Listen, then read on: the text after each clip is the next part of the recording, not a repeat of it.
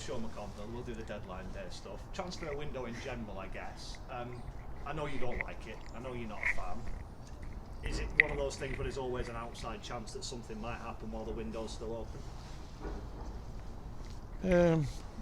Yeah, you're right. I don't like the windows, and I haven't really had much luck in the windows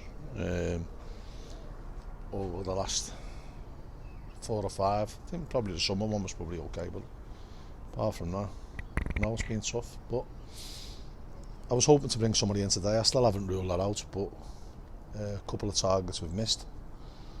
A couple of are hanging out for money that we haven't got. So if we have to go, what we have to go, what we have to do. Do you see teams throughout the window, but particularly on deadline day, doing deals just to do a deal, not necessarily to improve their squad, or not necessarily to bring someone in that they know a great deal about, just because they feel like they need to do some business? I think probably, the way that the games are going to stack up, probably people just want numbers. Some of them do. I'll never do that. I won't bring people in just for the sake of bringing them in. And we've got a decent enough squad. I would have liked to have added to it. Obviously we've had a couple. Ross being a long-term injury hasn't helped. Ryan being out injured hasn't helped. But we've brought Portsmouth in, so that gives us a little bit of competition there. Mo Sangair being off for so long has been a blow as well, and Lammy. So we're a little bit thin on the ground in midfielders, so that might be. I still don't rule out another one coming in today, but it's not looking likely at the moment, but it could start.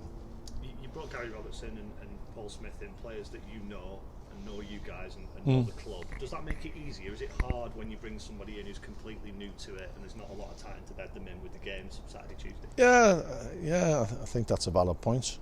I forgot Gary's got a little bit of a tweak on his calf as well, so we can't really call on him for the next couple of weeks. But we don't have to know them to sign them, you know what I mean? That'd be churlish. If you only sign players that you knew or who's worked with you. I think we'd end up with Paul Mullen and Simon Gardenbach. But we're always trying to make ourselves better. We're always trying to improve, be it with people that you bring in, be it personnel or knowledge. And we're always studying and we're always trying to analyse the games. Both the games that we play ourselves, we analyse our own performance and the opposition, and we'll continue to do that to the end of the season. I know you always say that you try and play golf and turn your phone off on deadline day. How does it work? Do you get a call from a club or an agent that says this thing that you thought was off is on again, or this person that you thought was unavailable is suddenly available? Yeah, it comes from multiple sources. January is the historic month that your phone never stops ringing, and it's very rarely the phone call that you want.